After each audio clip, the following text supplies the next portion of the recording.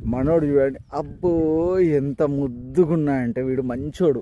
నా మీద ఎత్తుకుంటే ఒక్కటే అర్థాండు ఏంటిదా అనుకున్నా.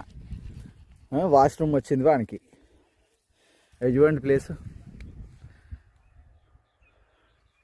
మేడారంలో జంపన్న వాగిది. మేము అందరం స్నానాలు చేయడానికి పోతాను, వీళ్ళకి కూడా స్నానాలు పోతాను. అయిపోయింది వరకన్నా రాజు. అప్పటి నుంచి మొత్తుకుంటాను వేవ్ వేవ్ అని. వస్తున్నాం. భీమా పిలుస్తాను రాగో, పిలుస్తాడు. అగో